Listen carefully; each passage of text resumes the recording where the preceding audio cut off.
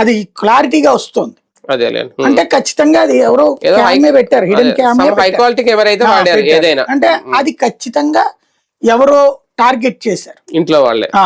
అది ఆమె తరపున వాళ్ళ, ఈయన తరపున వాళ్ళ, ఆమెకి సంబంధించిన ఆమె చేసిందా అదే ముందు అది తెలుసుకోవాలి. ముందు ఆయన టార్గెట్ చేసింది బయట వాళ్ళు కాదు. అసలు ఆ వీడియో బయటకి ఎట్టొచ్చింది? వైవి సుబ్బారెడ్డి ఇంకొకరు వాళ్ళ ఇంట్లోకి వెళ్ళి పెట్టరు కదా కెమెరా, లేదంటే అసలు అది బయటికి ఎట్లొచ్చింది? అదే కదా. అంటే ఖచ్చితంగా ఎవరో వైరల్ చేయాలని చూసి నువ్వు దర్యాప్తు చేయించుకోవాలంటే ఫస్ట్ అది తేల్చుకోవాలి బేసిక్ గా. అది లాజిక్ మిస్ అవుతున్నారు. కానీ అది నిజంగా వైసీపీ సోషల్ మీడియాలోనే వచ్చింది ఫస్ట్. అంటే వైసీపీ వాళ్ళు ఏమైనా ట్రాప్ చేయించారు, అది కూడా జరిగి ఉండొచ్చుగా. ఎందుకంటే భూమన కరుణాకర్ రెడ్డిని టార్గెట్ చేస్తున్నారు మేబీ. అంటే భూమన కరుణాకర్ అది ఫస్ట్ వైసీపీ సోషల్ మీడియా వాళ్ళు ట్రోల్ చేయడం వల్ల తెలిసింది. అవును. బట్ అది ఎవరో పబ్లిక్ చేయకుండా వాళ్ళ దగ్గరికి ఎట్లా వస్తుంది వీడియో? అదే కదా. అవును.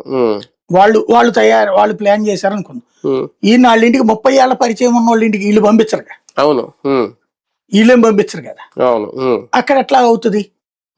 లాజిక్ గా ఆ వీడియో సంథింగ్ తర్వాత జరిగింది ఏంటంటే యూట్యూబ్ మన వాట్సాప్ గ్రూపుల్లో వచ్చినది. ఆమె నిన్న మధ్యాహ్నం ఏదో ప్రెస్ కాన్ఫరెన్స్ పెడతాదని వచ్చింది 4ంటికి హైదరాబాద్ ప్రెస్ క్లబ్ లో. ఆ తర్వాత పెట్టలేదు.